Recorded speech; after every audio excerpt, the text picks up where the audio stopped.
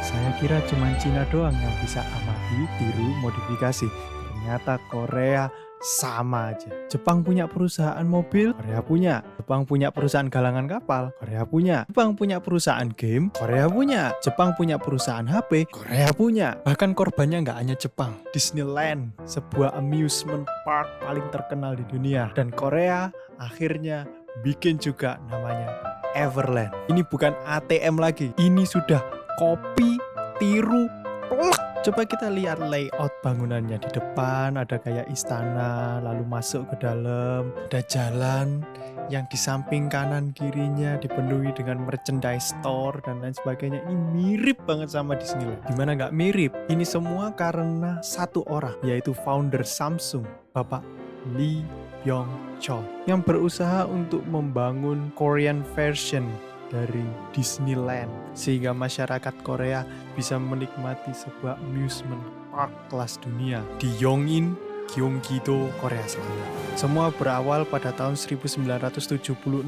Samsung Construction and Trading Corporation atau Samsung C&T mendapatkan tanah yang luasnya ratusan hektar di Yongin Farmland, daerah provinsi Gyeonggi-do, sekitar 1 jam dari kota Seoul. Pada awalnya, Samsung C&T hanya membangun sebuah taman bunga tulip di kawasan tersebut, namun mulai berkembang menjadi sebuah amusement park. Bahkan di sampingnya terdapat sebuah museum, art gallery, kebun binatang, sirkuit balap, water park, ski resort, hingga Samsung Training Center. Seluruh kawasan Everland Resort ini didaftarkan kepemilikannya atas nama Samsung C&T hingga hari ini. Namun bagian menariknya bukan di situ. Yang lebih menarik, saya akan tunjukkan bahwa Samsung adalah sebuah keluarga yang menguasai Korea. Ini bukan Republik Korea. Selamat datang di Republik Samsung.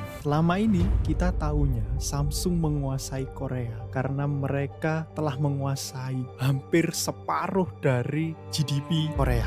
Namun lebih daripada itu, menurut saya mereka benar-benar orang pinter semua. Tahun 1987, tepatnya 19 November, Lee Byung-chul, pendiri grup Samsung, meninggal dunia. Dan grup Samsung dilanjutkan kepemimpinannya oleh anaknya, yaitu Lee Kon-hee. Maka sudah sewajarnya menjadi tugas seorang Lee Kon-hee untuk mencarikan tempat yang khusus dan spesial untuk menguburkan satu orang paling kaya dan paling berpengaruh di Korea Selatan pada saat itu. Maka tentu saja pemakamannya tidak boleh biasa-biasa saja. Harusnya ya luas, makamnya mewah.